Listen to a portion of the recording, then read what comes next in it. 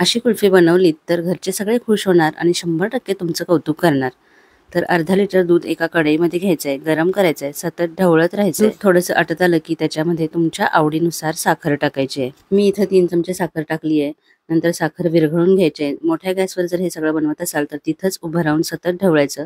म्हणजे दूध खाली लागणार नाही. त्याच्यानंतर कुठलाही दूध मसाला घ्यायचा त्याच्यामध्ये टाकायचा आणि पुन्हा हे सगळं आहे ते आटवून घ्यायचं. दूध मसाला नसेल तर काजू आणि बदाम आहेत ते मिक्सरवरती बारीक करून त्याची पूड आहे याच्यामध्ये टाकू शकता. इतपत घट्ट झालं की गॅस बंद करायचा, थंड करून घ्यायचंय आणि हे असे मोल्ड मिळतात कुल्फीचे, तर त्यामध्ये हे आपण भरायचंय. मोल्ड नसतील तर छोटे छोटे ग्लास वगैरे असतील तर त्याच्यामध्ये सुद्धा तुम्ही भरू शकता. त्याच्यावरती असा अॅल्युमिनियम फॉइल पेपर आहे तो लावलेला आहे आणि त्याच्यावरती कुठलीही आईस्क्रीम स्टिक लावू शकता. माझ्याकडे ही स्टिक होती म्हणून मी ती लावली आहे. त्याच्यानंतर बनवूयात मटका कुल्फी. तर माझ्याकडे ही अशा प्रकारची कुल्हड आहे तर त्याच्यामध्ये आता मी बनवणार आहे. नसेल तर तुम्ही कुठल्याही भांड्यात जरी बनवलं तरी ते छानच लागतं.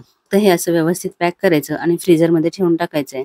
7 ते 8 तासांनी कुल्फी मोल्ड बाहेर काढायचे. त्याच्यावरचे जे अॅल्युमिनियम फॉइल आहे ती काढून टाकायची आणि हाताने थोडेसे असे शेक करायचे म्हणजे ते गरम होतील आणि इझिली आहे ती कुल्फी बघा किती सुंदर कुल्फी तयार झालेली आहे. घरच्या घरी एकदम झटपट, बाहेरपेक्षा सुद्धा खूप छान अशी कुल्फी घरच्या घरी तयार झाली आहे. ही अशी कुल्फी बघून मुलं सुद्धा खूप खुश होतील.